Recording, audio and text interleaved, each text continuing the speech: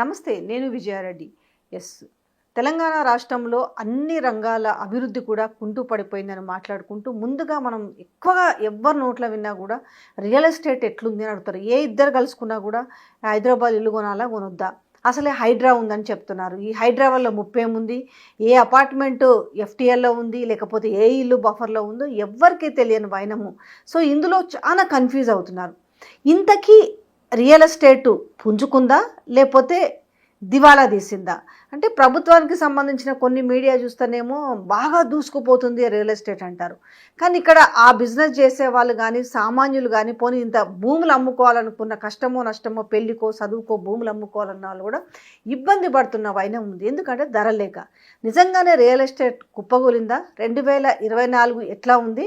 మరి 2025లో ఎలాంటి జాగ్రత్తలు తీసుకోవాలి? కనీసం 2025లోనన్నా ఆశాజనకంగా ఉందని మనం కొన్ని విషయాలు తెలుసుకుందాం. మనతో ఉన్నారు so real advise Raghunath Reddy గారు ఉన్నారు. సో అసలు ఎలా ఉంది రియల్ ఎస్టేట్ రంగం అనేది పూర్తిగా డీటెయిల్గా ఒకసారి మనము డీప్ డిస్కస్ చేద్దాం.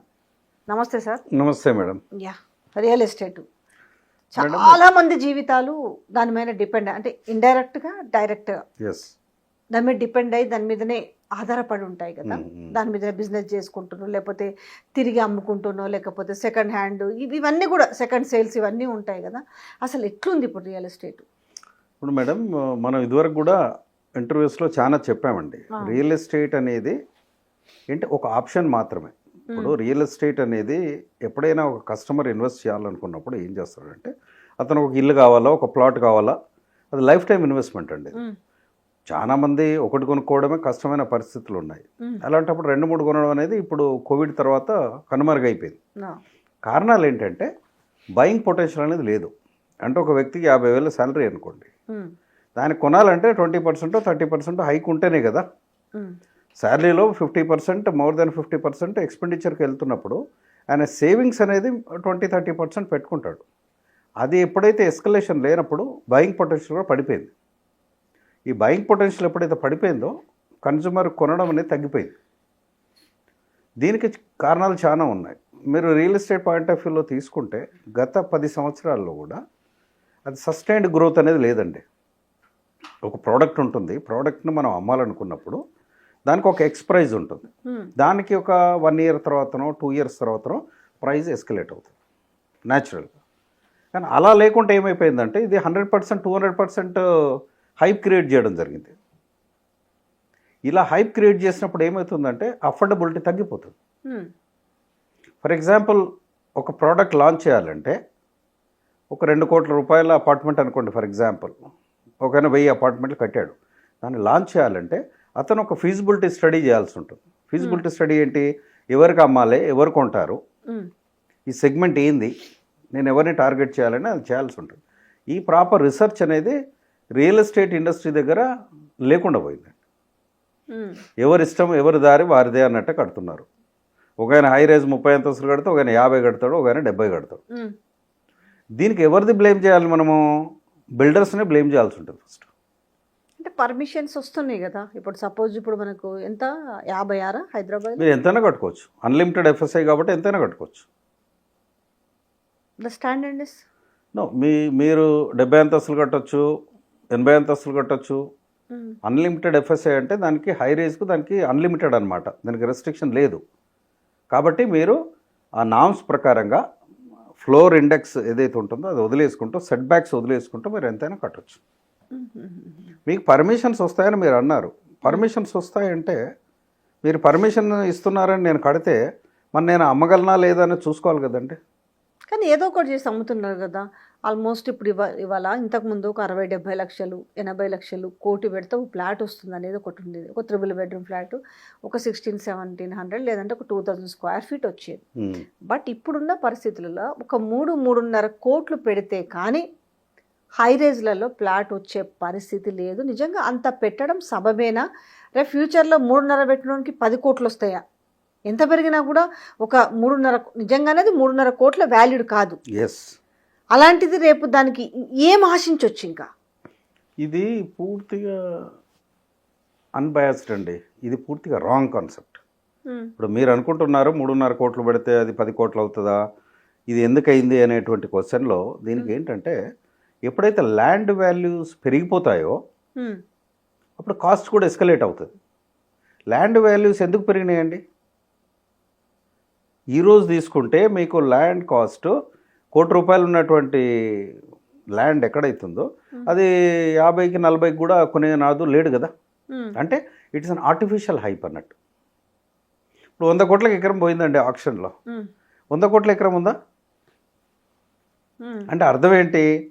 ఇప్పుడు గవర్నమెంట్ ఆక్షన్ చేయాలనుకున్నప్పుడైనా గవర్నమెంట్ రెవెన్యూ తీసుకురావటానికైనా ఇక్కడ ఇంత పోయింది అని చెప్పుకొని వాళ్ళు ఆక్షన్ చేసుకొని డబ్బు కలెక్ట్ చేసుకున్నారు బిల్డర్స్ దగ్గర.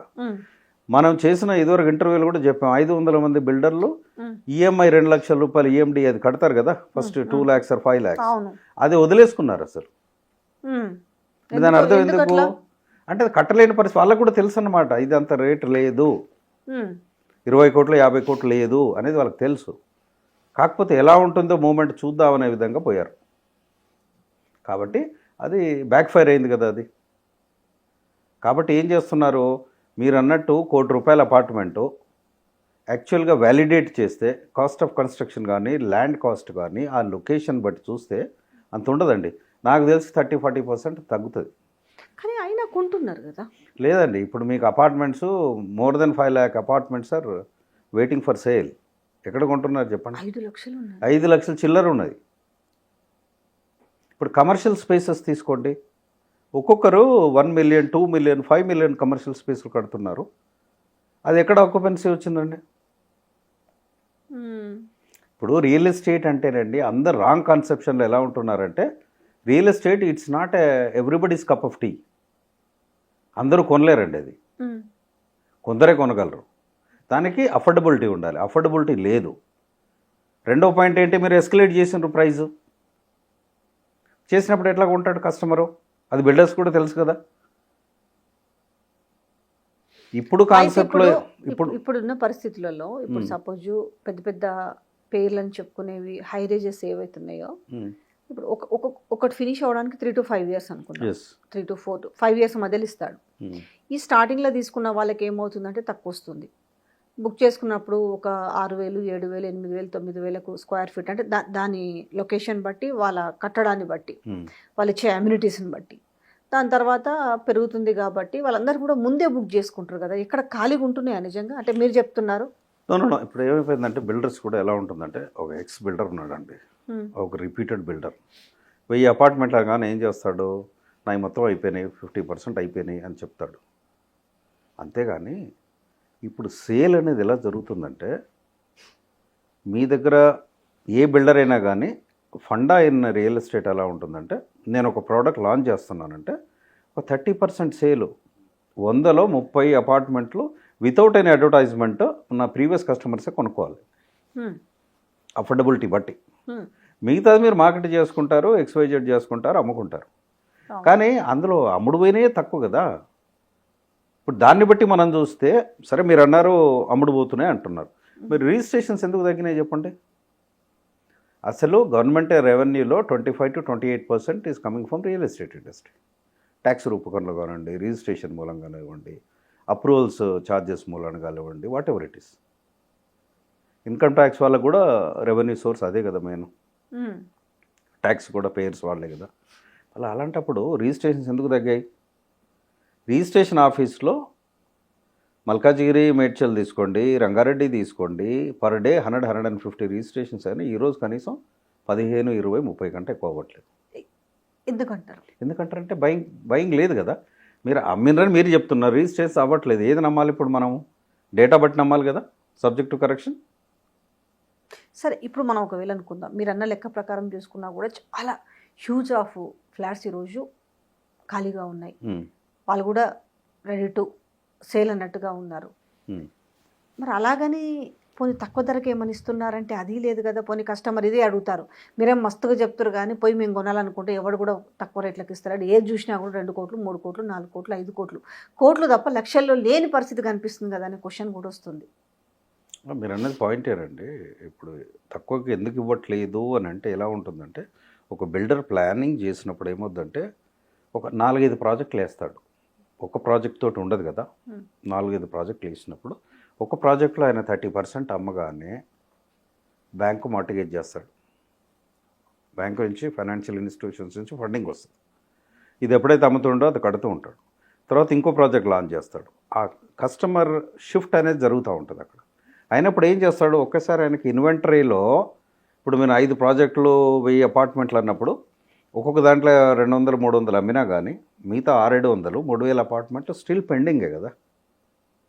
అటువంటి పరిస్థితుల్లో ఆయన ఏమనుకుంటాడంటే, సరే ఇవాళ కాకపోతే రేపు అమ్ముదాము, will take some more time.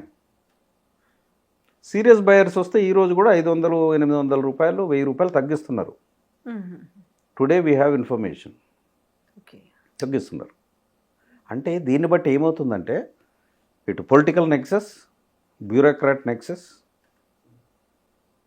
Financial institutions nexus also, అంటే బ్యాంక్స్, ఈ ముగ్గురు నెక్సెస్గా తయారై ఈ వ్యాపారం చేస్తున్నారు. అయితే రీసెంట్లీగా నేను ఒక కొత్త విషయం కూడా విన్నాను. ఇప్పుడు ఏవైతే ఉన్నాయో, ఇప్పుడు హై రైజెస్ 20 ఫ్లోర్లు, 30 ఫ్లోర్లు, 40, 50 టెక్నికల్గా ప్రాబ్లం వచ్చినప్పుడు చాలా ఇబ్బంది పడుతున్నారు. పవర్ ఇష్యూస్ కొన్ని తొందరగా, అంటే పవర్ ఇది కాగానే జనరేటర్, ఈ జనరేటర్ ఇష్యూస్ కూడా వచ్చినప్పుడు ఈ పైన ఉన్న సరే ఒక 10 ఫ్లోర్ల వరకు అంటే కష్టమో నష్టమో దిగుతారు. కానీ ఆ తర్వాత వాళ్ళు చాలా ఇబ్బందులు ఎదుర్కొంటున్నారు. ఈ మధ్యలో ఈ ప్రాబ్లమ్స్ కూడా వస్తున్నాయి అనేది కూడా అందులో ఉన్న వాళ్ళు చెప్పడం జరిగింది. ఎగ్జాక్ట్లీ మీరు చెప్పింది. ఇదివరకు మీతో కూడా నేను ఇంటర్వ్యూలో అన్నాను, మీరు కనుక గ్రౌండ్ రిపోర్ట్ ఏదన్నా రెడీ చేస్తానంటే నేను కూడా వస్తానని చెప్పాను మీతో. ఇది వాస్తవం అండి. ఇప్పుడు కొన్ని అపార్ట్మెంట్స్ని కోకాపేట తీసుకోండి, నార్సింగ్ ఏరియాలో తీసుకోండి, ఔటర్ రింగ్ రోడ్ దగ్గర తీసుకోండి, పేర్లు ఎందుకు కానీ ఒక్కొక్కరు 5 టవర్లు 10 టవర్లు 3000 అపార్ట్మెంట్లు 4000 కడుతున్నారండి. అక్కడ ఎన్ని కార్లు ఉంటాయి, ఎంత బయటికి పోవాలి, రోడ్డు విడితే ఏమున్నది, అక్కడ వాటర్ లాగింగ్ ఉందా లేదా, వాటర్ ఎంత డెప్త్లో పడ్డది. ఇంకొక పాయింట్ కూడా మనము వీడియో ద్వారా జనాలకు చెప్పాల్సి ఉంటుంది. కొనే ముందు మీరు డాక్యుమెంట్స్ అన్నీ వెరిఫై చేసుకోండి. అంటే ఏ బిల్డర్ ఇవ్వట్లేడండి. మీకెందుకు, మీకు ఫ్లాట్, మీకు లోన్ వచ్చే విధంగా చూసుకుని అంటారు. ఇప్పుడు కొంచెం అవేర్నెస్ పెరిగింది. అవేర్నెస్ అంటే కూడా స్టిల్ దే ఆర్ స్టబర్న్ అండి బిల్డర్స్. ఒక అర్బన్ రైజ్ కంపెనీ ఉంది, నాకు వచ్చే wikirial.inలో మన కన్సల్టింగ్ దగ్గరికి ఎందుకు వస్తున్నారంటే, ఇప్పటికి ఏదైనా కొనాలంటే కూడా కన్ఫ్యూజన్ చాలా ఉందండి మార్కెట్లో. నా దగ్గరకు వచ్చేటువంటి క్లయింట్స్ అడ్వైజ్ ఏదైతే మేము ఇస్తున్నామో దాన్ని బట్టి నేను చెప్తున్నాను. వాళ్ళు ఏమంటున్నారు, బఫర్ జోన్లో ఉందండి అమీన్పూర్లో, సార్ కొనాలా వద్దా, అది ఆల్రెడీ వెబ్సైట్లో పెట్టారు, లీగల్ వెరిఫికేషన్ మేము చేస్తామని చెప్పాము. వాళ్ళు ఏమంటున్నారు, డాక్యుమెంట్స్ ఇవ్వమంటే డాక్యుమెంట్స్ ఇవ్వట్లేరు. అంటే బిల్డర్ కూడా ఎలా తయారయ్యారంటే ఇండివిజువల్గా అయిపోయారండి, ఎవరి ఇష్టం వాళ్ళే. ఒక అపార్ట్మెంట్ కొనాలి అనుకున్నప్పుడు మీరు డాక్యుమెంట్ బుక్, డిజైన్ బుక్ 2 చూపెట్టాలి. అవి చూపించకపోతే కొనొద్దు అనేది మీరు సలహా ఇస్తారు. 100% చెప్తున్నానండి. ఇప్పుడు నేను కొనాలని వచ్చాను మేడం మీ దగ్గరికి, మీరు డాక్యుమెంట్ బుక్, డిజైన్ బుక్ ఇవ్వండి. నాలాంటి ఎవరు అడ్వైజర్ తీసుకొచ్చుకుంటారు కదా వాళ్ళు.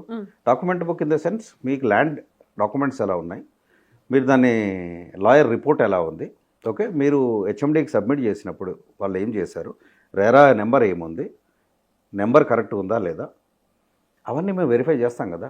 అవన్నీ ఒకసారి చూపించకుండా ముందే అడ్వాన్స్ కట్టండి అనేటువంటి పరిస్థితిలో ఉన్నారు. అడిగితే ఎందుకు ఇవ్వనంటున్నారు, కారణం ఏంది? కారణం ఏంటంటే అది బిల్డర్స్ వాళ్ళ చాయిస్. ఇప్పుడు సుప్రీంకోర్టు కూడా ఒక జడ్జిమెంట్ ఇచ్చిందండి, యూనిలాటరల్ అగ్రిమెంట్స్ చెల్లవు అని. అంటే మీ దగ్గర మీరు బిల్డర్, నేను మీ దగ్గర తీసుకుంటున్నా, మీరు చెప్పిన అగ్రిమెంట్ నేను సైన్ చేయాలంటే చేయను. There are certain clauses have to be implemented as per the customer choice. Car parking ఉంది, రిజిస్ట్రేషన్ చేయనంటారు, అలాట్మెంట్లో ఇస్తానంటారు. యాక్చువల్లీ ఎలా అమ్మాలి, as per RERA norms carpet area అమ్మాలి. Carpet area, built up area, super built up area ఏముంది, ఏమి ఫిట్టింగ్స్ ఇస్తున్నాడు, అవన్నీ కూడా ఇన్స్పెక్షన్కి ఆయన చూపెట్టాలి. ఇది మోడల్ ఫ్లాట్ చేశాము, చాలా డీసెంట్గా తయారు చేసాము, అది అలాగే ఉంటుందని నమ్మడానికి లేదు అని వికిరియల్ ద్వారా ఎప్పటికీ చెప్తున్నాం మనం. బిల్డర్స్ ఎలా అయిపోయారంటే మనం అడిగితే ఇవ్వలేని పరిస్థితిలో ఉన్నారు, కస్టమర్కి తీసుకుంటే తీసుకోలేదు. కానీ ఇప్పుడు కొంచెం మారిందేమో కదా ఈ హైడ్రా వల్ల. సో కొంచెం మారినట్టు మీకు అనిపిస్తలేదా? అంటే హైడ్రా ఎప్పుడైతే వచ్చిందోనండి, హైడ్రా అనేది దాని థాట్ ప్రాసెస్ కరెక్టే. ఎందుకంటే లేక్స్ని ప్రొటెక్ట్ చేయాలి, గవర్నమెంట్ ప్రాపర్టీస్ ప్రొటెక్ట్ చేయాలి, ఎఫ్టీఎల్ అవన్నీ ప్రొటెక్ట్ చేయాలని వచ్చింది, కరెక్టే. కానీ ఇప్పటి వరకు హైడ్రా తీసుకున్నటువంటి డెమాలిషనే ఎక్కువైపోయింది. మళ్ళీ హైడ్రా ఏమంటున్నారు, రంగనాథ్ గారు మన ఇంటర్వ్యూలో చెప్పాడు, ఏమని, జూలై 19th నుండి లోపల వరకు అప్రూవల్స్ ఎఫ్టీఎల్లో ఉన్న బఫర్లు ఉన్న అప్రూవల్స్ ఉంటే మేము డెమాలిష్ చేయము. మళ్ళీ ఏమంటున్నారు, 2000 నుంచి 2024 వరకు సెటిలైట్ పిక్చర్స్ అన్ని తీస్తాము, మళ్ళీ మేము దానికి యాక్షన్ ప్లాన్ తయారు చేస్తున్నాము అంటున్నారు. Where there is a clarity? ఇప్పుడు మీరు రేపు మళ్ళీ ఉండి డెమాలిష్ చేస్తానంటే దానికి బాధ్యులు ఎవరు? ఇప్పుడు మీ దగ్గరకు వచ్చిన వాళ్ళు అడుగుతున్నారా, ఇది హైడ్రా అంటున్నారు కదా, ఇది ఉందా, బఫర్లో ఉందా, ఎఫ్టీఎల్లో ఉందా?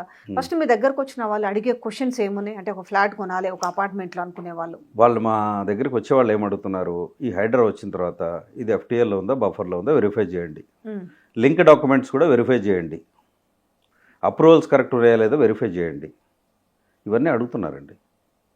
మేమంది లాయర్ టీం ఉంది, మేము వెరిఫై చేస్తున్నాము. ఈ ఆల్రెడీ కట్టి ఉన్నటువంటి నానక్రామ్ కూడా ఆ ఏరియాలో ఉన్నటువంటి మంచి బిల్డర్స్ వాటిని కూడా డౌట్ పడుతున్నారు. ఇప్పుడు రియల్ ఎస్టేట్లో ఒకటి ఇన్వెస్ట్మెంట్ చేయాలంటే కొనే వాళ్ళ దగ్గర చాలా డౌట్స్ ఉన్నాయండి. రియల్ ఎస్టేట్ ఎందుకు తగ్గింది? హైడ్రా వల్ల చాలా ఎఫెక్ట్ పడింది. హైడ్రా వల్ల ఎఫెక్ట్ ఎంత పడింది నాకు తెలిసి 50% పడిందండి. 50% ఏముంది, ఇదివరకు ల్యాండ్ రేట్స్ పెంచేసి ఆర్టిఫిషియల్ బూమ్ క్రియేట్ చేసేసి అక్కడ ఏదో వస్తుంది కంపెనీ, అక్కడ ప్రాజెక్ట్ రేట్ పెరుగుతుంది, ఇక్కడ ఏదో కంపెనీ వస్తుంది, ప్రాజెక్ట్ రేట్ పెరుగుతుంది. కానీ ఎప్పుడైనా కస్టమర్స్కు నేను ఇచ్చే సలహా ఏంటంటే, ఇలా వచ్చే పేపర్ స్టేట్మెంట్స్ కానీ పొలిటికల్ స్టేట్మెంట్స్ కానీ చూసి మీరు కొనకండి. కానీ ఇవాళ సామాన్యుల, మనం చాలాసార్లు మాట్లాడుకున్నాము, సామాన్యుల ఒక కళ ఏంటి, సొంతింటి కళ. ఎంత లావిష్గా, ఎంత మంచి కారు ఉన్నప్పటికీ, ఎంత జ్యువెలరీ ఉన్నప్పటికీ, సొసైటీలో ఎంత లావిష్గా తిరిగినప్పటికీ సొంత ఇల్లే లేదు, ఏంది బిల్డప్ అంటుంటారు. ఈ నేపథ్యంలో ఇదే ఈ హై రేజ్కి పెట్టుబడి ఏమనిపిస్తుంది? ఎందుకంటే ప్రతి ఒక్కరు నేను ఏదో ఒకటి చేసేసి 3.5 కోట్లు పెట్టేసో 2.5 కోట్లు పెట్టేసో ఫ్లాట్ కొనాలనే దాంట్లో సరే ఊర్లో ఇంత అమ్ముకు రావడమో లేదంటే లోన్లు పెట్టుకోవడమో చేస్తున్నాడు. కాకపోతే ఇలా 2.5-3 కోట్లు పెట్టిన ఫ్లాటు ఒక 10 ఏళ్ళు పోతే ఎంత పెరగవచ్చు? అంటే ఓన్లీ ఉండడానికైనా రేపు ఎప్పుడైనా రీసేల్ చేసుకోవాలంటే అంతకు డబల్ పైసలు వస్తాయా? గుడ్ క్వశ్చన్ అండి. ఇప్పుడు ఎలా ఉంటుందంటే చిన్న ఎగ్జాంపుల్ ఇస్తాను. ఒక కారు కొన్నారు మీరు, కారు ఏం చెప్తారు, స్టాండర్డ్ ఫంక్షనింగ్, కార్ డెఫినెట్గా డిప్రిషియేషన్, అది అవునన్నా కాదన్నా కారు డిప్రిషియేషనే. కానీ మీది 1,00,000 కిలోమీటర్లు తిరిగినా 1,50,000 తిరిగినా కానీ దాని వాల్యూ ఎప్పుడు పెరుగుతుంది? డిప్రిషియేషన్తో పాటుగా. అంటే మీరు ప్రాపర్ సర్వీసింగ్ చేసి, ప్రాపర్ మెయింటైన్ చేసి, డీసెంట్ మెయింటైన్ చేసినప్పుడు ఏమిటంటే దాని వాల్యూ పెరుగుతుంది, కొంత పెరుగుతుంది. అలాగే అపార్ట్మెంట్స్ కూడా ఎలా ఉంటుందంటే, ఒక బిల్డర్ దాన్ని బాగా మెయింటైన్ చేసినప్పుడు, ఆ లొకేషన్ అడ్వాంటేజ్ బాగా ఉన్నప్పుడు మాత్రమే మీరు తీసుకున్న దానికంటే మేబీ ఒక 10-20% ఉండొచ్చు. ఫర్ ఎగ్జాంపుల్ XYZ బిల్డర్స్ ఉన్నారండి, వాళ్ళది always there is a premium product. Okay, అంతేగాని అందరిది పెరుగుతున్నటువంటి కరెక్ట్ కాదు. బిల్డరు మెయింటెనెన్స్ అంటున్నారు, అన్నీ అమ్మేసిన తర్వాత బిల్డర్ కథం చేతులు ఎత్తేస్తే తర్వాత చాలా ఇష్యూస్లలో అపార్ట్మెంట్ వాళ్ళు కొట్టుకునే పరిస్థితి కూడా ఉంది. అవునవును. ఆ బిల్డర్ చేసిన రాంగ్ డిజైన్ కావచ్చు, లేదనంటే అతను ఇల్లీగల్గా కొన్ని చేసి తర్వాత పర్మిషన్లు ఇప్పించి అమ్మినవి కావచ్చు, ఇట్లా రకరకాల ఇష్యూస్ కూడా ఉన్నాయి కదా. బిల్డర్లు తర్వాత చేతులు దాటవేస్తున్న పరిస్థితి కూడా కనిపిస్తుంది కదా. 90% అలాగే ఉన్నారండి. బిల్డర్ ఏంటంటే అమ్ముకోవాలి, క్యాచ్ చేసుకోవాలి, బయటపడాలంతే. ఈ never bothered about the customer. RERA ఎందుకు వచ్చింది? కన్జ్యూమర్ యాక్ట్ ప్రొటెక్ట్ చేయడానికే కదా వచ్చింది. ఆ రెరా కూడా మొన్నటి నుంచే కదా అదేదో యాక్షన్లోకి దిగింది. ఇదివరకు రెరా పేరుకే కానీ ఏమీ లేదు కదా. మరి రెరా వాళ్ళకు కూడా చాలా కంప్లైంట్స్ వస్తున్నాయి, ఫైన్లు వేస్తున్నారు. But there is no controlling mechanism. నేను అనేది పాయింట్. ఈ హైడ్రా వచ్చిన తర్వాత కొంచెం, అంటే నాకు తెలిసి హైడ్రాకు ముందే చాలా ఆల్రెడీ అండర్ కన్స్ట్రక్షన్లో ఉన్నాయి, చాలా ఉన్నాయి కదా. ఇప్పుడు కొత్తగా నిజంగానే సైట్లు తీసుకొని చేసేవి ఉన్నాయా? ఆ సైట్లు తీసుకుంటప్పుడు ఆలోచిస్తురా, అంటే ఇది చెరువైనా సరే మనం ఏదో ఒకటి లాబింగ్ చేసి తీసుకొచ్చి కట్టేద్దాము, ఇది కాలువ ఉన్నా సరే దీన్ని పూర్తి చేద్దాము అనేది కొంత ఏమన్నా మారిందంటారా? అలా ఇప్పుడు మైండ్ సెట్ కొంచెం చేంజ్ అయిందండి. చేంజ్ అయింది, బిల్డర్స్కు చేంజ్ అయింది, కస్టమర్కు చేంజ్ అయింది. ఆ మైండ్ సెట్ అనేది కొంచెం మారింది. నేను కూడా ఇప్పుడు వస్తుంటేనే ఒక అడ్వర్టైజ్మెంట్ చూశాను. అడ్వర్టైజ్మెంట్ ఏం చేస్తున్నాడంటే Hydraa proof and Hydraa clearance అని ఉందని కూడా ఇప్పుడు అడ్వర్టైజ్మెంట్స్ ఎలా చేస్తున్నారంటే ఫస్ట్ చూసాను, Hydraa clearance, Hydraa proof and water logging proof. మొక్కిలలో వర్షాలు పడి ఎన్ని నీళ్ళు అవును, వచ్చినా చూసినా అవును, ఈ 2 క్యాప్షన్స్ పెట్టుకున్నాడు అతను. ఉమ్, ఇప్పుడు రేపు రావాల్సింది అంటే Hydraa proof, water logging proof, ఇవన్నీ బిల్డర్స్ కమ్యూనికేట్ చేయాల్సి ఉంటుంది, ప్రూవ్ చేయాల్సి ఉంటుంది కస్టమర్కి. నేను డాక్యుమెంట్స్ ఇవ్వను, ఏది ఇవ్వను అంటే కస్టమర్ ఎలా ఉండాలంటే మీరు తొందరపడి కొనకండి. కానీ ఇప్పుడు కొంచెము ప్రజలు కూడా ఇంతకుముందు ఏమైందంటే భూములు అమ్ముకోనైనా జాగ కొనాలి, ఇల్లు కొనాలనేది అని కొంచెము ఏమాట కాబట్టి హైదరాబాద్లో మాత్రం మారినారు కదా. ఏందా ఈడ భూమి అమ్ముకొని పోయి ఆడ చెరువుల్లో మడుగుల్లో కొనుడు ఎందుకు, ఇదేదో భూమి మనదే ఉంచుకుంటే పోలే అనేది కొంచెం ఆలోచన నేను ఇది మారితే- 2 సంవత్సరాల నుంచి చెప్తున్నాను అవును, లేదా మీరు చెప్తారు భూములు అమ్ముకొని ఇల్లు మీ కొనొద్దు విషయంలో కూడా చెప్పాను కదా. వద్దు ఇల్లు అవును మీ విషయంలో సిస్టర్స్ కూడా భూములు చెప్పాను కదా, అమ్ముకోవద్దు అన్నారు. అవును, చెప్పాను కదా. కాబట్టి ఎప్పుడైనా ఇదే అమ్మాయి అది కొనడం కరెక్ట్ కాదండి, ఈ కార్ అమ్మాయి ఆ కార్ కొనడం కరెక్ట్ కాదు. ఉమ్, నేనేమంటానంటే రియల్ ఎస్టేట్ ప్రోడక్ట్ అనేది it's only A um, life time investment, ఒకేసారి చేస్తారు. దీంట్లో ఇంకేం జరుగుతున్నాయి? Point number 1, escalation of rates బాగా జరిగిపోయినాయి కాబట్టి అఫోర్డబిలిటీ తగ్గింది. ఓకే. నెంబర్ 2 అనేది ఏంటి? ఇప్పుడు ఎవరైతే ఇదివరకు బాగా భూమని క్రియేట్ అయినప్పుడు ఏమైందంటే నాలాంటి వాళ్ళు చాలా మంది కూడా బిల్డర్స్ అయిపోయారు.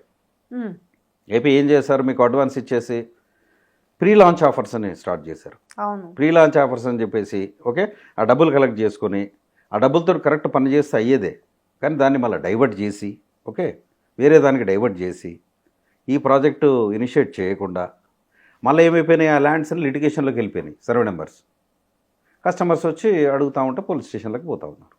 ఇప్పుడు ఈ ఫ్లాట్స్ కట్టేటప్పుడు కూడా మొత్తం కూడా కొంచెం ధనవంతులను దృష్టిలో పెట్టుకొని కడుతున్నారా, అప్పో సప్పో చేసేసి ఎలాగోలాగా హై రేజ్ కడతారని కడుతున్నారా? కొంచెం ఏదైనా కూడా సామాన్యులకు అందుబాటులో ఉండే విధంగా అనుకున్న ప్రైమ్ లొకేషన్లో, ఇప్పుడు మాదాపూర్ ఉందో లేదనంటే నానక్రామ్గూడో లేకపోతే కోకాపేటో, ఇక్కడ చూసుకుంటే మనకి మొత్తం మనకి ఏడ చూసినా హై రైజ్ అనే ప్రమోటింగ్ తప్ప మనకు మామూలుగా ఒక మధ్యతరగతోడు ఒక 60-70 లక్షలు పెట్టి ఫ్లాట్ కొనుక్కుందామనే పరిస్థితి లేకుండా క్రియేట్ అయింది. అంటే ఎవరి ఆలోచన ధోరణి మారింది అనుకోవచ్చు. కట్టే వాళ్ళదా కొనే వాళ్ళదా? కట్టే వాళ్ళది తప్పండి. ఇప్పుడు రియల్ ఎస్టేట్ పాయింట్ ఆఫ్ వ్యూలో నేను చెప్పేది ఏంటంటే అసలు మనం ఒక ప్రాజెక్ట్ చేస్తున్నాం అంటే ఎవరికి అమ్మాలనేది మనం ముందు డిజైన్ చేసుకోవాలి కదా. మీరు అన్నట్టు వెస్ట్ పార్ట్ బాగా కవర్ అయిపోయింది, నానాక్రమ్ పప్పాలు కూడా ఇదే ఏరియాలు, నార్సింగ్ కోకాపేట, కొల్లూరు, ఇదే కదా, ఎవరు చూసినా ఇదే పేర్లు చెప్తున్నారు కదా, ఇవన్నీ ఇవే కనిపిస్తున్నాయి. ఇవే కనిపిస్తున్నాయి కదా. అవును. అంటే ఎందుకు కట్టారు? ఇదంతా ఐటీ బెల్ట్ ఉన్నదండి. ఓకే, ఐటీ బెల్ట్ ఉంది, ఎన్ఆర్ఐస్ పంప్ చేస్తారు, తర్వాత కొంచెం హై నెట్వర్త్ ఇండివిజువల్స్ కొనుక్కుంటారండి. వాళ్ళు ఎంతమంది ఉంటారు మీకు? మేబీ 15-20% ఉంటారు, అంతే కదా. వాళ్ళ కోసం మీరు కట్టారు, ఫైన్. మరి మీరు అన్నట్టు కామన్ మ్యాన్ కావాలని కట్టాలనుకున్నప్పుడు ఈరోజు గవర్నమెంట్ ఆలోచన ఏం చేస్తుంది, అవుటర్ రింగ్ రోడ్ దాటిన తర్వాత రీజనల్ రింగ్ రోడ్ లోపల క్లస్టర్స్ తయారు చేస్తామని వాళ్ళు ఏదో స్టేట్మెంట్ ఇచ్చారు. దానికి మూమెంటం ఎక్కడ వస్తుంది? చెయ్యలేరా అంటున్నా. ఒక 60-70 లక్షలలో ఒక సామాన్యునికి అవసరమైన ఒక 3 బెడ్రూమ్ ఫ్లాట్ని అందుబాటులోకి తీసుకొని రావడానికి మనకు అవకాశమే లేదా అసలు? హైదరాబాద్లో మరీ దూరం కాకుండా కొంచెం అంటే మనకి ఇప్పుడు ఇప్పుడు చెప్పుకున్న ప్లేస్లు ఏవేవి అవుతున్నాయో ఈ వీటి చుట్టూ అందరు ఎక్కడెక్కడ, ఇప్పుడు గట్కేసర్లో ఉన్నోళ్ళు, ఉప్పల్లో ఉన్నోళ్ళు, ఇటు ఎల్బీ నగరు, ఇటు అన్నోజు, ఎటు దిక్కైనా కూడా ఇది ఒక హై ప్రొఫైల్గా చూస్తారు. ఎడగొన్నామంటే కొల్లూరులో కొన్నాం, ఎడగొన్నారంటే కోకాపేటలో కొన్నాం. ఇదంతా కూడా ఒక హై ప్రొఫైల్ జంక్షన్ లాగా మారింది. ఇది ఎంతకాలం ఉండొచ్చు అంటున్నారు? ఇది ఏం లేదండి, ఇది ఎంతకాలం ఏం లేదు, ఇప్పటికే పడిపోతుంది అది. మీరన్నట్టు హై రేజ్లో నోబడీ ఈజ్ హ్యాపీ. ఇప్పటికే ఆ బయింగ్ పొటెన్షియల్ తగ్గిపోయింది. ఇదివరకు కొన్న వాళ్ళు కొన్నారు, కానీ హై రైజ్కి అనేది అంత సీన్ ఇప్పుడు ఏం లేదండి. హై రైజ్ సీన్ ఉంటే 2 లక్షలు 3 లక్షల అపార్ట్మెంట్లు స్టిల్ ఎందుకు పెండింగ్ ఉన్నాయి చెప్పండి? ఏం చేస్తున్నారు? City development only west, south west, Tukkuguda, Shamshabad ఈ ఏరియాగా చేసేది.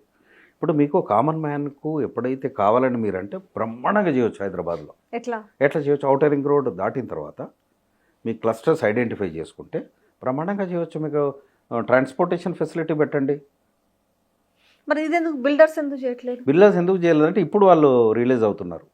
ఎక్స్పెక్ట్ చేసే ముందు ఇంకా ఎక్స్పెక్ట్ చేయొచ్చు. ఎప్పుడు చేయొచ్చు? ఇప్పుడే వడ్డీలు కట్టలేక. ఎందుకంటే బ్యాంకులు ఇప్పుడు ఇంకో మెయిన్ పాయింట్ మీకు చెప్పేది ఏంటంటే ఎడాపెడా లోన్లు ఇస్తలేవు కదా. ఎడాపెడా లోన్స్ తీసుకున్నారు ఇప్పటికీ. కొన్ని బిల్డర్స్ అయితే నాకు పేరు చెప్పను కానీ 2,000 కోట్లు తీసుకున్నాడు. ఆ బ్యాంక్ ఎట్లా ఇచ్చిందో తెలియదు, ఆ బ్యాంక్ ఎప్పుడో రిఫండ్ అవుతుందో తెలియదు. అంటే పబ్లిక్ మనీని ఈ నెక్సెస్ కదా, nexus in the sense it's an understanding between politicians, bureaucrats, approvals ఇచ్చేది బ్యూరోక్రాట్స్, ఫండింగ్ ఇచ్చేది బ్యాంకర్స్. ఈ ముగ్గురు కలిసి చేస్తున్నప్పుడు పబ్లిక్ మనీ కదా లాస్ అయ్యేది. సరే ఓకే, ఇది బిల్డర్స్ వరకు తీసుకొస్తే ఇప్పుడు సామాన్యులు అయితే లోన్ ఇంతకుముందు ఏంది శాలరీ బేస్ మీద లోన్ ఇచ్చి అక్కడ ఫ్లాట్ ఉందనంటే సరే అన్ని కరెక్ట్గా ఉన్నాయా చూసుకొని కొన్ని అయితే ఎమర్జ్ అయినాయి వాళ్ళతోటి. అంటే మా దగ్గర ఫ్లాట్ కొంటారా, మేమే లోన్ ప్రాసెస్ మేము చేసేస్తాం, కింద మీద వాడు ఇప్పిస్తాం అనేది. అయితే మన హైడ్రా రంగనాథ్ కమిషనర్ ఏమన్నారు అని అంటే లేదు మీరు బ్యాంకులను కూడా మేము ఇది చేస్తాము, ఎట్లా పడితే అట్లా లోన్లు ఇవ్వనిక లేదు అని ఉంది కదా. ఓకే, గుడ్ చెప్పారు. అంటే మనకు ఇప్పుడు మీరు ఒక అపార్ట్మెంట్ సపోజ్ ఒక బిల్డర్ కట్టాడు, మేము ఇప్పిస్తామండి మా దాంట్లో నుంచి డాష్ బ్యాంక్ నుంచి అని చెప్పేస్తారు, పంజాబ్ నేషనల్ లేకపోతే ఇంకేదో అని. ఇప్పుడు ఆ సెక్టార్లో చూస్తే ఆ అపార్ట్మెంట్స్ మొత్తం లెక్క ఒకటే బ్యాంక్ నుంచి ఉంటాయి. అది మన ఎట్లా మేనేజ్ చేస్తారు అనేది. ఇప్పుడు ఆ సిస్టంలో ఎంత మార్పు వచ్చి ఉంటుంది నిజంగా, దీనివల్ల సామాన్యులకు కూడా ఇలా కష్టమై ఉంటుందా? అంటే వీళ్ళేమైనా కొత్త క్లాస్ లాంటి ఇది బఫర్లో, అంటే వాళ్ళేమో ఇప్పుడు ఇలా కూలగొట్టిన వాటికి కూడా ఈఎంఐలు కడుతున్న పరిస్థితి కనపడుతుంది. సో ఇవాళ సామాన్యులు చూసుకోవాల్సిన పరిస్థితి ఏంది? సామాన్యులు ఒకటేనండి, లింక్ డాక్యుమెంట్స్ అనేది ఒక 60 ఏళ్ళు 50. అవునండి, అది బ్యాంక్ వాళ్ళకి ఎందుకు రెస్పాన్సిబిలిటీ ఉండదు? నేను ఇదివరకు కూడా ఈ ఇంటర్వ్యూస్లో మన ప్రీవియస్ ఇంటర్వ్యూస్ రివైజ్ చేస్తే మీకు ఇదే చెప్పాను నేను. మీకు అప్రూవల్ ఉందని కానీ, బ్యాంక్ అప్రూవల్ ఉందని కానీ, హెచ్ఎండి అప్రూవల్ ఉందని కానీ, రెరా అప్రూవల్ ఉందని కానీ మీరు తీసుకోవద్దు. సబ్జెక్టు 2-3 సార్లు వెరిఫికేషన్ చేయాలి. ఆ డ్యూటీ బ్యాంక్ వాళ్ళది కూడా కదా. బ్యాంక్ వాళ్ళు లక్షల కోట్లు లోన్ ఇస్తున్నారు కదండి. ఈ రోజు ఏదో ఒక 20%, 10% డౌన్ పేమెంట్ కడితే కూడా లోన్లు ఇచ్చే పరిస్థితి కనపడుతుంది. కోట్లు 3 కోట్ల వాల్యూ ఉంటే 2 కోట్ల లోన్ తెచ్చుకున్న వాళ్ళు కూడా ఉన్నారు కదా. ఆ రెస్పాన్సిబిలిటీ బ్యాంకర్స్కి ఎందుకు లేదు? బ్యాంకర్స్ ఎందుకు లేదంటే నెక్సెస్ అయిపోయింది కాబట్టి అండి. నేను బ్యాంకర్ అండి, నేనేం చూస్తా, XYZ ప్రాజెక్టు అప్రూవల్ ఉందా, హెచ్ఎండి ఉన్నది, రెరాది ఉన్నది, లింక్ డాక్యుమెంట్స్ నా లీగల్ టీం వెరిఫై చేస్తారు. సో మోరల్లెస్ ఉంది. ఇప్పుడు ఇలా వెరిఫై చేస్తే FTL బఫర్లో ఎందుకు కన్స్ట్రక్ట్ చేశారు ఇప్పటి వాళ్ళకు? మనం అనుకుందాము బ్యాంక్ అయినా వెరిఫై చేసి ఉంటే వాళ్ళకి లోన్ ఎట్లా, బిల్డింగ్ మొత్తం శాంక్షన్ చేశారు, లోన్ ఎట్లా ఇస్తున్నారు ఇప్పుడు? అదే ఇప్పుడు concerned IAS officer, concerned HMD chairman ఇట్లాంటి వాళ్ళు ఉంటారు కదా, వాళ్ళకి తెలియదా? కింద ఇరిగేషన్ అయినా సంతకం పెడతాడు, మున్సిపాలిటీ అయినా సంతకం పెడతాడు, ఎగ్జిక్యూటివ్ ఇంజనీర్ సంతకం పెడతాడు, ఈయన సంతకం పెడతాడు. ఇప్పుడు మీరు మీడియాలో ఉన్నారు కదా, నేను పేర్లు చెప్పాను కానీ డిగ్ చేస్తే ఆల్మోస్ట్ పెద్ద ఒక 5-6-10 అలాగే ఉన్నాయి. మరి అలాంటప్పుడు ఎవరిని తప్పు పడతాను చెప్పండి?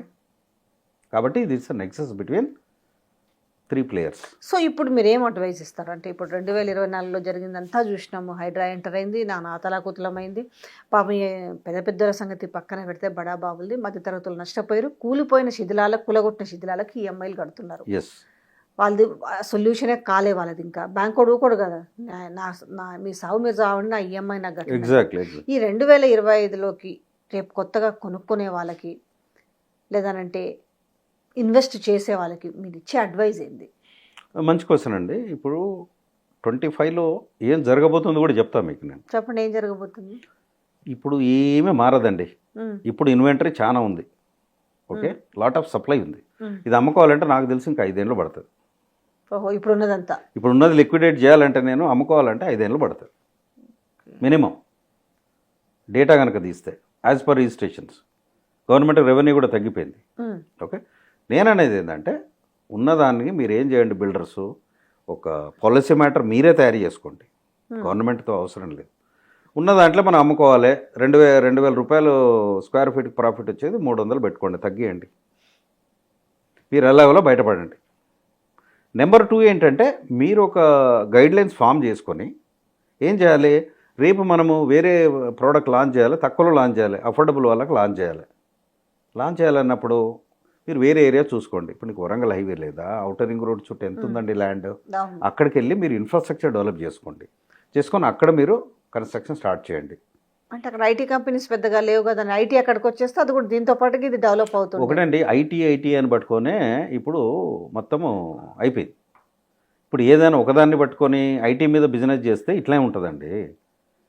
ఐటీ సెక్టర్ ఎంతమంది ఉన్నారు, కామన్ జనాలు ఎంతమంది ఉన్నారు, మన డిస్ట్రిక్ట్ నుంచి ఎంతమంది ఉన్నారు? ఇంట్లో నుంచి ఒక్కరన్నా కూడా ఉద్యోగాలు, ఇప్పుడు చదువుకొని ఉద్యోగాలు చేస్తారు కాబట్టి ఐటీకి వస్తున్నారు కాబట్టి, సరే ఒక గచ్చిబౌలిలోనో లేకపోతే ఇట్లనో ఇవన్నీ ఫిల్ అయిపోయినాయి. ఒకప్పుడు అంటే మణికొండ, గచ్చిబౌలి, బంజాయిల్స్, జూబ్లీహిల్స్ ఇవన్నీ ఫిల్ అయిపోయినాయి. ఇప్పుడు అంతే, కాజా కూడా అయిపోయింది, కోకాపేట కూడా ఫిల్ అయిపోయింది, అంతే. ఇప్పుడు తెల్లాపూరు, కొల్లూరు, ఇంకా అటు ఇప్పుడు శ్రీశైలం హైవే తుక్కు కూడా అటు అటు అటు సైడ్ పోతున్నారు. పాకిపోతుంది అన్నట్టు. ఇటు మాత్రం మీరు అన్నట్టుగా వరంగల్ హైవే సైడ్ కానీ లేదనంటే ఇప్పుడు షామీర్పేట సైడ్ ఉంది, వరంగల్ హైవే ఉంది, నాగ్పూర్ హైవే ఉంది, బాంబే హైవే ఉంది. సో ఇవన్నీ కూడా అంతగా కాదు లేదనే చెప్పాలి. ఒకటండి, క్రియేట్ చేయాలి ఇంట్రెస్ట్ క్రియేట్ చేయాలి. ఇప్పుడు నేను ఉన్నానండి, సాఫ్ట్వేర్ జాబ్ చేస్తున్నా, ఎంత ఇస్తుందండి జీతాలు? 30,000 రూపీస్ పర్ మంత్, అంతే. వాళ్ళు ఇచ్చేది ఎక్కువ ఇవ్వరు కదా. లే ఆఫ్స్ చాలా జరుగుతున్నాయి. ఇప్పుడు ఆర్టిఫిషియల్ ఇంటెలిజెన్స్ వచ్చింది, ఆర్టిఫిషియల్ ఇంటెలిజెన్స్ రావడం ఇంకా చాలా పోతాయి. మీరు ఒక ఐటీ సెక్టర్ను దృష్టిలో పెట్టుకొని బిల్డింగ్లు కడతానంటే ఇలాగే ఉంటుంది పరిస్థితి. కాబట్టి మీరు ఏం చేయాలంటే కామన్ మ్యాన్ దృష్టిలో పెట్టుకొని ఏరియాస్ ఐడెంటిఫై చేసి, సార్ మేము ఇట్లా చేస్తామండి బెనిఫిట్స్ కోసం మాకు వెళ్ళండి అని గవర్నమెంట్ దగ్గరికి వెళ్తే వాళ్ళు కూడా అప్రిషియేట్ చేస్తారు. హైడ్రా వచ్చింది, ఎఫెక్ట్ అయింది. హైడ్రా ప్లస్ అండ్ మైనస్ ఉన్నాయి. అరే భయం క్రియేట్ అయింది, అరే ఇది పోతే ఏముంటుంది, ఇది పోతే ఏముంటుంది భయం ఉంది. That's a good sign. రెండో పాయింట్, లాట్ ఆఫ్ సప్లై పెట్టుకొని అన్నెసెసరీ హైప్ క్రియేట్ చేసుకొని కావాల్సిన దానికంటే ఎక్కువ కన్స్ట్రక్ట్ చేసి అలా unethical practices, pre launches, soft launches అని పోయి ఎన్ని కంపెనీలు అండి, 5 నుంచి 10 కంపెనీలు 200-300 కోట్లు తీసుకుపోయినాయి, మనం చూసాం కదా. దీనికి ఏం చేయాలంటే మీరు బిల్డర్స్ అసోసియేషన్ వాళ్ళు ఒక ఫ్రేమ్ పెట్టుకొని మీరు పబ్లిసిటీ చేయండి, అవేర్నెస్ ప్రోగ్రామ్స్ క్రియేట్ చేయండి. ఏదో ప్రాపర్టీ షో పెడతాము హైటెక్స్లో అందరు రండి అంటే there is no point. Wikirial.in అనేటువంటి కంపెనీ ఇవన్నీ అడ్వైజ్ చేస్తుందండి. గవర్నమెంట్కి కూడా సలహా ఇచ్చేది ఏంటంటే దీనికి ఒక రెగ్యులేటరీ బాడీ, ఇప్పుడు హైడ్రాకు రంగనాథ్ గారిని ఎలా పెట్టారో ఈ రియల్ ఎస్టేట్ బాడీస్కి ఒక డైరెక్షన్ ఇచ్చేసి అప్రూవల్స్ కానీ ఏది కానీ ఒక బాడీ, జనరల్ బాడీని, ఒక రియల్ ఎస్టేట్ డెవలప్మెంట్ కౌన్సిల్ అనుకోండి, ఒకటి ఫ్లోట్ చేయాలి. ఫ్లోట్ చేసి సీఎం గారి దగ్గర ఆయన డైరెక్షన్స్ తీసుకుంటూ ఆ విధంగా ముందుకు పోతే దీనికి ఒక పర్సన్ అనేటువంటి అలర్ట్ చేయాలండి. లేకపోతే ఏమైందంటే ఇష్టారాజ్యం చేతులు కాలినాక ఆకులు పట్టుకున్నట్టే ఉంటుంది పరిస్థితి. ఇప్పుడు మీరు చూసుకోండి రియల్ ఎస్టేట్లో చెన్నై, బెంగళూరు ఇవి తీసుకోండి. ఇప్పుడు చాలా కాస్ట్లీ ఉన్నటువంటి సిటీ ఏంటంటే బాంబే ఉంది. బాంబే తర్వాత హైదరాబాద్ వచ్చింది కదా. ఫ్లాట్స్ ఎస్ ఎస్ ఫ్లాట్స్ కొనేవాళ్ళు ఎవరు తగ్గినట్టున్నారు కదా. ఎంతసేపు ఈ ఫ్లాట్స్ మీదనే బాగా ఇంట్రెస్ట్ చూపుతున్నట్టున్నారు. ఇన్వెస్ట్ పర్పస్ కూడా అంటే స్టార్టింగ్లో ఇప్పుడు సపోజ్ ఒక పెద్ద బిల్డర్ ఉంది, స్టార్టింగ్లో మనకు 4,000, 5,000 అంటే 5 years అతను మొత్తం పునాదులు వేసి జస్ట్ ల్యాండ్ ఇదే కాగానే అక్కడి నుంచి షురూ చేస్తున్నారు ఇన్వెస్ట్మెంట్ పర్పస్. చేస్తే ఏమవుతుంది, తర్వాత అమ్ముకున్న రేట్లు వస్తాయి అనే పర్పస్లో దీని మీద ఇన్వెస్ట్ చేస్తారు కదా. ఇది కరెక్టేనా? ఇప్పుడు ఇన్వెస్ట్మెంట్ రాంగ్ అండి. ఇప్పుడు ఇన్వెస్ట్ చేసిన వాళ్ళు ఇన్వెస్టర్స్ మీరు అనే పాయింట్ చేతులు కాల్చుకున్నారు, అయిపోయింది. ఇన్వెస్ట్మెంట్ పెట్టి అవి అమ్ముడు పోతే కదా మీ ప్రాఫిట్ వచ్చేది. ఇప్పుడు చేతులు కాల్చుకున్నారు. ఇప్పుడు బిల్డర్స్ ఏమంటారు, నేను ఒక 50 కోట్లు పెట్టాను మీ దగ్గర, మరి రఘునాథ్ రెడ్డి నేనేం చేస్తానబ్బా ఇది పోవట్లేదు కదా, దానికి కరస్పాండింగ్ నీకు ఇన్వెంటరీ ఇస్తా, ప్లాటో ఫ్లాటో నీ దగ్గర పెట్టుకుంటా, మరి నేనేం చేస్తా అంట. బ్యాంక్ వాళ్ళకి ఏమవుతుంది, రేపు ఆక్షన్ చేయాల్సిన పరిస్థితి కూడా రావచ్చు. అమ్ముడు పోక అట్లే కూర్చుంటే ఇంట్రెస్ట్ పెరిగిపోయి. అంటే ఇదేం లేదండి, పొలిటికల్ ఇంటర్ఫిరెన్స్ బాగా ఉందండి.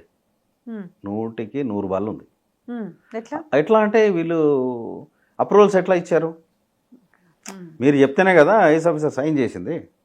మరి ఆయనే నోట్ ప్యాడ్ మీద this is not feasible because of FTL అని కనుక ఆయన రాసి ఉంటే అప్రూవల్ ఆగిపోతుంది కదా. But is also involved. మనకు HMDAలో మొన్న ఏదో ACB వాళ్ళు ఏదో 1000 కోట్లు ఏదో XYZ వాళ్ళు, ఇదంతా ఎలా జరుగుతుంది చెప్పండి. ఇప్పుడు కొనుక్కునే వాళ్ళు వేసి చూడమంటారా, లేదంటే కొనుక్కోవచ్చా? కొనుక్కున్న వాళ్ళు కొనుక్కోవాలి, కానీ మీకున్న దాన్ని బట్టి పొండి. నాకు అక్కడ భూమి ఉంది, అక్కడ నుంచి ఇంకో లోన్ వస్తుంది, 90% లోన్లు బంద్ చేయండి. Only you go for 30% loan. ఎందుకంటే మీ జాబ్ ఉంటుందో పోద్దో ఎవరికి తెలియదు. ఓకే, అది కూడా మీకు దగ్గర ఉన్నాయి చూసుకోండి.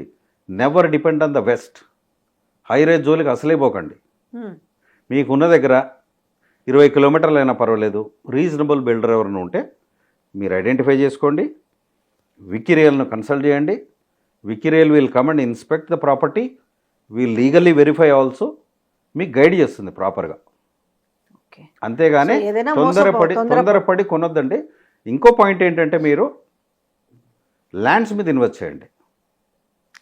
ఎందుకంటున్నానంటే Vikirial already having a discussion with the big people. ఇందులో ఇంకో క్వశ్చన్ ఉంది. ఇప్పుడు ల్యాండ్స్ కంటే కూడా కళ్ళ ముందు కనిపిస్తుంది. ఇప్పుడు హైదరాబాద్ ఉంది, హైదరాబాద్లో కనీసంగా అదే మళ్ళీ నేను తిరిగి ఆడికే వస్తుంది స్టోరీ అంతా. ఒక బిల్డర్ ఒక అపార్ట్మెంట్ అదే ఒక హై రైజ్ కడుతున్నాడు. స్టార్టింగ్లో ఒక 1 కోటి రూపాయలకే ఒక 2,500 స్క్వేర్ ఫీట్ వస్తుంది. సరే మనం అమ్ముకొచ్చేసి ఒక 1 కోటి రూపాయలు ఇన్వెస్ట్ చేస్తే ఒక 5 ఏళ్ళ తర్వాత ఆ ఫ్లాట్ ఖచ్చితంగా 3 కోట్లు అవుతుంది. అంటే ఓ 2 కోట్లు బెనిఫిట్ ఉంది. కానీ భూమి మీద ఇన్వెస్ట్ చేస్తే అంత బెనిఫిట్ లేదు కదా అనే క్వశ్చన్స్ కూడా వస్తున్నాయి. ఇది చాలా మంచి క్వశ్చన్ అండి. దీనికి నేను కొంచెం ఎలాబరేట్గా చెప్తాను, వ్యూయర్స్కి అర్థం కావాలి. ఇప్పుడు మీరు ఎక్కడో అమ్మేసుకొని 1 కోటి రూపాయలు కొంటే 3 కోట్లు అవుతుంది అనేది దిస్ ఈజ్ బిగ్ హంబక్. కనిపిస్తుంది కదా కళ్ళ. నో వే మీరు అనుకుంటున్నారు, ఎక్కడ పెరగదండి. ఇప్పుడు ప్రస్తుతం అపార్ట్మెంట్లు 8,000, 9,000, 10,000 స్క్వేర్ ఫీట్ అమ్ముతున్నారండి. ఎప్పుడైనా నా సజెషన్ ఏంటంటే, friendly suggestion to everybody, never get into an apartment or a commercial space or retail space for the sake of earning return on investment. అంటే అర్థము, మీరు పెట్టిన డబ్బుకు నాకు బాగా పెరుగుతుంది అనే ఉద్దేశంగా ఇన్వెస్ట్ చేయకండి. ఇప్పుడు కారణం ఏంటంటే, ఇప్పుడు ఆల్రెడీ రేట్లు చాలా విపరీతంగా అయిపోయాయి. కారణాలు ఏదైనా కావచ్చు, ల్యాండ్లు బాగా హైప్ చేసింది, government is involved, so many things ఏదో ఉండొచ్చు, XYZ. That is a different debate. దాన్ని పెట్టుకుని మీరు 3 కోట్లు అయింది అనేది వేస్ట్. మీకు ఉండాలా ఇల్లు, లేదా ఒకటి కొనుక్కోండి. ఓకే, కానీ ఇన్వెస్ట్మెంట్ వద్దండి. ఇన్వెస్ట్మెంట్ అపార్ట్మెంట్స్ కమర్షియల్ స్పేసెస్లో పెట్టకండి. కమర్షియల్ స్పేసెస్లో కూడా మీకు కొంతమంది ఉన్నారు, పేరు చెప్పను కానీ, 10,000 square feet first floor virtual space అంటే మీకు 10,000 స్క్వేర్ ఫీట్ల 100 అమ్ముతున్నారు. మీకు రిటర్న్ ఆన్ ఇన్వెస్ట్మెంట్ ఇంత ఇస్తామండి అంటున్నారు. దాన్ని కూడా నమ్మకండి. మేము దీంతో అయిపోయాము, దాంతో అంటే అయిపోయాము. కొంచెం లేట్గా అయినా పర్లేదు కానీ భూముల మీద ఇన్వెస్ట్ చేసుకోవడమే దానికి కూడా ఎగ్జాంపుల్ ఇస్తున్నా.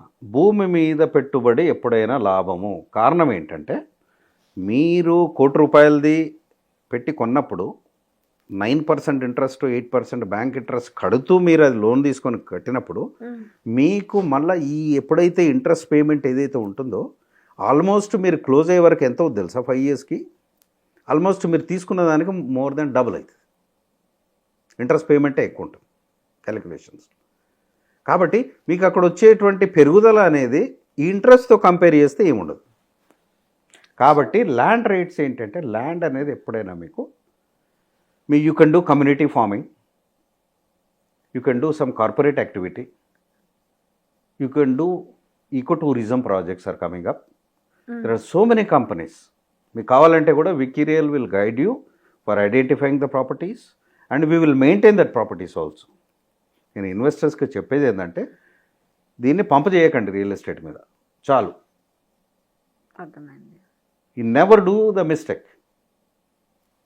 కస్టమర్స్ కూడా చాలా కాషియస్గా ఉండండి. బ్యాంక్ అప్రూవల్ ఉంది, అది అప్రూవల్ ఉంది, ఇది అప్రూవల్ ఉంది, అన్నీ బాగానే ఉన్నాయి. Don't trust. మీరు డిమాండ్ చేయండి. మీరు డిమాండ్ చేసినప్పుడు వాళ్ళు ఇవ్వకపోతే you go and complaint to RERA. Ranganath గారు ఉన్నారు కదా, ఆయన కూడా కంప్లైంట్ చేయండి.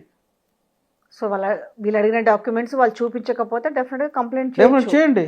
మీకు అది లేకపోతే జీవితం లేదా ఏంటి? ఈరోజు 3 కోట్లు క్యాష్ ఉన్నోడు చాలా గొప్పోడు అండి. మీకు 30 అపార్ట్మెంట్లు ఉండొచ్చు, 3 కోట్ల క్యాష్ ఉన్నోడు బెటర్ దెన్ యూ. ఎందుకంటారు? మీకు లిక్విడిటీ ఉండదు కదా అక్కడ. You have property but there is no liquidity. ఎప్పుడు అమ్ముతారు మీరు? Nobody is a taker. చిన్న చిన్న ఏరియాలలో, మంచి ఏరియాలలో 4,500, 4,800 అమ్మటానికి సేలుకు పెడితే కూడా కొనే నాదుడు లేడు. కాబట్టి రియల్ ఎస్టేట్ అనేది never do a business with the real estate. Do a business with the real estate. However look in to the parameters of the customers. కస్టమర్స్ని దృష్టిలో పెట్టుకొని చేయండి. ఒక అపార్ట్మెంట్ 50% అయినాక then you launch another project. Don't go by the sentiments. Emotional బ్లాక్మెయిల్స్కు పడకండి అని చెప్తున్నాను. నాకు తెలిసిందే, నా స్టడీ ప్రకారం ఏంటంటే, చదువుకున్న వాళ్ళు బాగా నష్టపోతున్నారండి. చదువుకున్నవాడు నష్టపోవట్లే. మంచి పెద్ద కార్లు, మంచి విల్లాస్ అన్నీ ఉంటాయి, డబ్బులు కట్టేస్తున్నారు. They are in trouble. ఇంకోటి, రేరా కూడా there is no statutory thing for RERA to verify your documents. మీరు ఇచ్చినే పెట్టుకుంటారంటే నెంబర్ ఇస్తారు. కాబట్టి నేను అనేది ఏంటంటే, వికీరియల్ ఉందండి, wikirial.in వెబ్సైట్కి రండి, మాతో కాంటాక్ట్ చేయండి. మీ ఇన్వెస్ట్మెంట్ సేఫ్గా ఉంటాయి. We will guide you properly, we will help you properly. Thank you so much అండి, ఎందుకంటే చాలా విషయాలు చెప్పినాం, ఎప్పుడు చెప్పినా రిపీటెడ్గా ఇవే వస్తున్నాయి. ఎస్ బట్ కొంత నేనైతే ఇప్పటికైతే అవగాహన వచ్చిందని అనుకుంటున్నాం. కాకపోతే ప్రజల్లో ఏముందంటే మాకు ఒకటి ఒక గొప్ప ప్లేస్లో ఒక గొప్ప ఇల్లు ఉండాలని కోరుకుంటారు, తప్పులేదు. కానీ అట్లా దాంట్లో జరుగుతున్న డీమెరిట్స్ కూడా చూసుకోవాలనేదే మనం చెప్తున్నాం. అంటే వాళ్ళు చెప్పేవన్నీ కూడా మెరిట్స్ చెప్తుంటారు, డీమెరిట్స్ కూడా చూసుకోవాలి. ఎగ్జాక్ట్లీ. సో చాలా క్లారిటీగా చెప్పారండి. Thank you so much. నమస్తే.